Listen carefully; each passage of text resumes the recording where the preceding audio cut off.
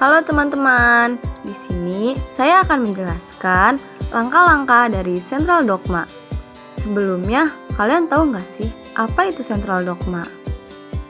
Sentral dogma dalam biologi molekuler adalah konsep utama yang menjelaskan bagaimana informasi genetik yang terdapat dalam DNA diubah menjadi protein yang berperan dalam berbagai fungsi biologis dalam organisme. Sentral dogma menggambarkan aliran satu arah informasi genetik dari DNA ke RNA ke protein, dan ini merupakan dasar bagi pemahaman kita tentang bagaimana gen berfungsi. Langkah-langkah sentral dogma. Sentral dogma terjadi dalam dua langkah yang berbeda. Yang pertama, transkripsi. Transkripsi adalah proses di mana informasi ditransfer dari satu untai DNA ke RNA oleh enzim RNA polimerase.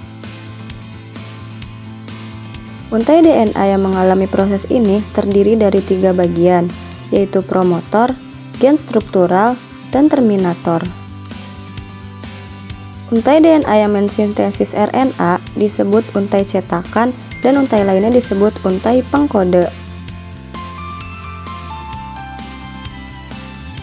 RNA polimerase yang bergantung pada DNA berikatan dengan promotor dan mengkatalisis polimerisasi dalam arah 3 hingga 5. Saat mendekati urutan terminator, ia mengakhiri dan melepaskan untai RNA yang baru disintesis. Untai RNA yang baru dilepaskan selanjutnya mengalami modifikasi pasca transkripsi.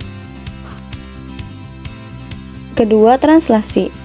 Translasi adalah proses di mana RNA mengkode protein tertentu. Ini adalah proses aktif yang membutuhkan energi.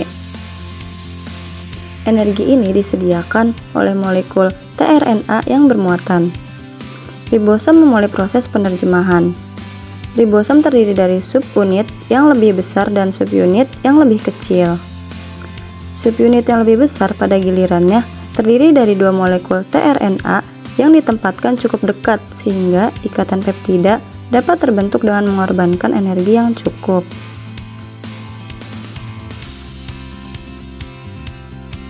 mRNA memasuki subunit yang lebih kecil yang kemudian dipegang oleh molekul tRNA dari kodon komplementer yang ada di subunit yang lebih besar.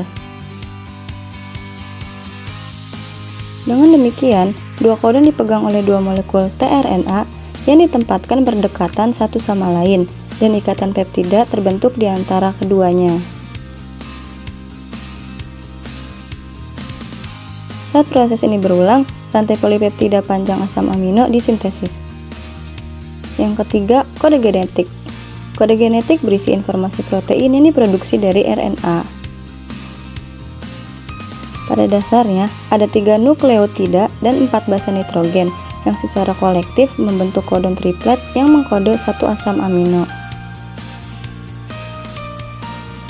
Oleh karena itu, jumlah asam amino yang mungkin berkisar antara 4 kali 4 kali 4 sama dengan 64 asam amino. Ada 20 asam amino yang ada secara alami. Kode genetik mengalami degenerasi.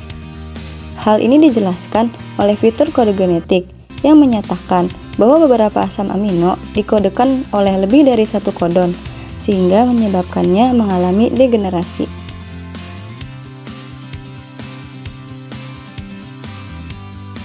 Setiap kodon hanya mengkode satu asam amino tertentu, dan kodenya bersifat universal, terlepas dari jenis organisme.